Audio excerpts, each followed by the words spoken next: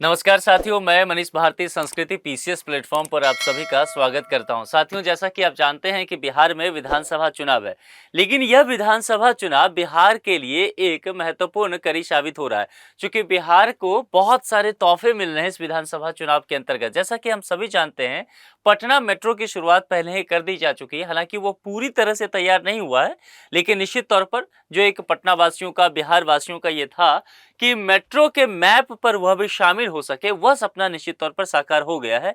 क्योंकि काफी वक्त लगा है ना, जो बहुत पहले ही कहा जा रहा था, आज से 5 साल पहले ही कि पटना मेट्रो की शुरुआत कर दी जाएगी, लेकिन ये नहीं दिखा।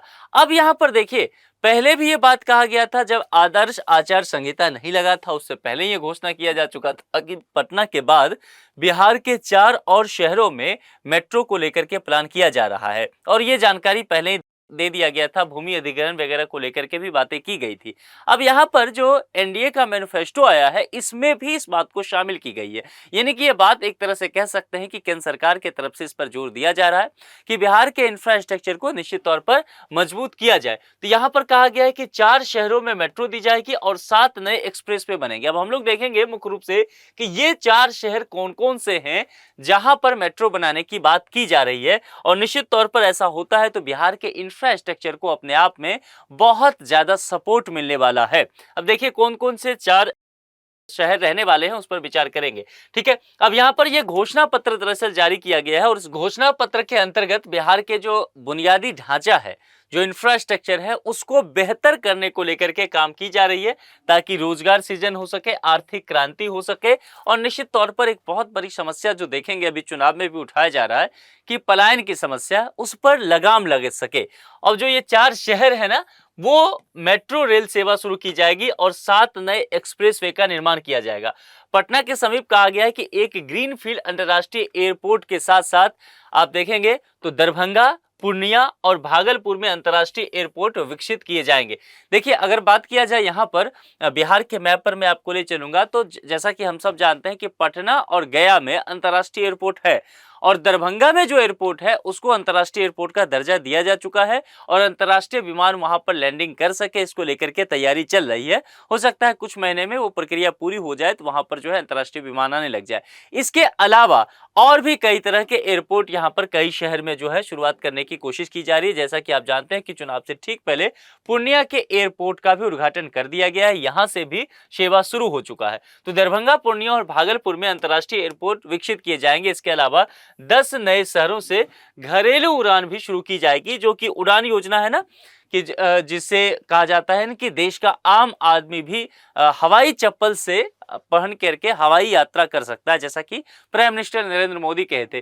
इन्हीं चीज को लेकर के बात की जा रही है। इसके अलावा 7 नए एक्सप्रेस, 4 नए शहरों में मेट्रो सेवा शुरू करने की घोषणा की गई है। साथ ही पटना, दरभंगा, पूर्णिया और भागलपुर में अंतर्राष्ट्रीय हवाई अड्डे विकसित करने का मेगा प्लान का वादा भी किया गया है। इसके अलावा 3600 किलोमीटर रेल ट्रैक के आधुनिकीकरण करने का भी ऐलान किया गया है। ये इसलिए भी इंपॉर्टेंट है कि चूंकि इसमें केंद्र सरकार की भूमिका जो है वो बेहद महत्वपूर्ण हो जाती है।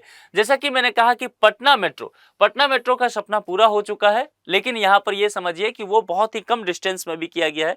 कमी स्टेशन को उसके अंतर्गत लाया गया है, कुछ निर्माण कार्य बाकी है और उम्मीद किया जा रहा है कि साल के अंत तक या अगले साल के शुरुआत में पटना मेट्रो का काम पूरी तरह से पूरा हो जाएगा और फिर जितने एक्सिस है उस कॉरिडोर को शायद आगे भी बढ़ाया जा सके। इसके अलावा जो कई शहरों की बात की गई है पटना के अलावा, जैसा कि एक शहर पटना में तो है ही और 4 शहर को जो बात किया गया है, तो इसमें एक दरभंगा को रखा गया है, एक जो है मुजफ्फरपुर को रखा गया है, एक आप जानते हैं कि गया को रखा गया है और एक भागलपुर को रखा गया है। तो ये 4 शहर पटना के अलावा जहां पर मेट्रो की सुविधा होगी। तो ये तो मेट्रो की बात हो गई। अब यहां पर देखेंगे अंतर्राष्ट्रीय एयरपोर्ट की बात या एयरपोर्ट के मैप को लेकर के देखेंगे। तो चलिए मेट्रो के अलावा इसी मैप में समझ लीजिए, जैसा कि हम सभी जानते हैं कि पटना जो बिहार राज्य की राजधानी है, यहाँ पर एयरपोर्ट पहले से ही रहा है और ये अंतर्राष्ट्रीय एयरपोर्ट है। इसके अलावा अगर आप देखेंगे तो गया जो है एक तरह से देखा जाए तो वह सांस्कृतिक और धार्मिक शहर है ना। और यहाँ पर भगवान बुद्ध को ज्ञान प्राप्त हुआ था बोध गया में, वह गया जिला में ही पड़ता है, इसीलिए अंतर्राष्ट्रीय पर्यटक आते हैं। तो यहाँ के एयरपोर्ट को भी अंतर्राष्ट्रीय एयरपोर्ट का दर्जा पहले से ही प्राप्त है। अब देखिए यहाँ पर एक एयरपोर्ट है दरभंगा में, है ना, जो पिछले कई वर्ष से इसकी शुरुआत की जा चुकी है और बहुत सफलतापूर्वक चल रहा है।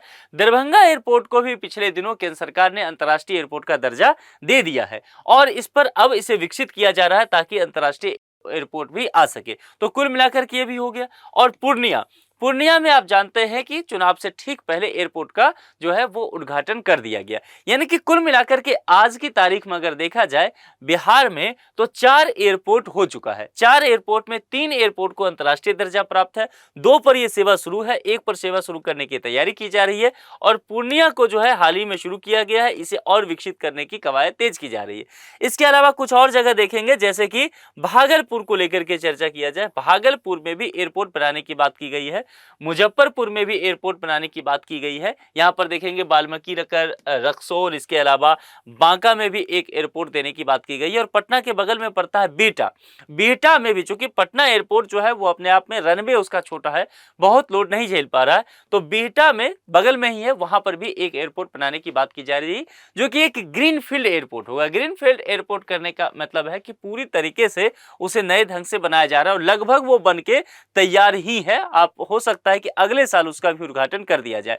तो निश्चित तौर पर यहां पर अगर देखा जाए ना, तो बिहार के मैप पर आप समझेंगे तो बहुत सारे एयरपोर्ट वगैरह तैयार हो रहे हैं और मेट्रो अब अलग अलग शहरों में आ सकता है। तो निश्चित तौर पर बिहार में इंफ्रास्ट्रक्चर को लेकर के बहुत सारा बेहतर काम हो रहा है। और देखिए, जब भी इंफ्रास्ट्रक्चर को बेहतर किया जाता है तो रोजगार सृजन होता है और पलायन उससे रुकेगा। तो यह बिहार के लिए आने वाले समय में भविष्य के लिए बेहतर ही होगा। आप लोग इस विषय पर क्या सोचते हैं, कमेंट बॉक्स में लिख करके जरूर बताएं। आज के लिए इतना ही। जुड़ने के लिए आप सभी का बेहद शुक्रिया। Thank you so much.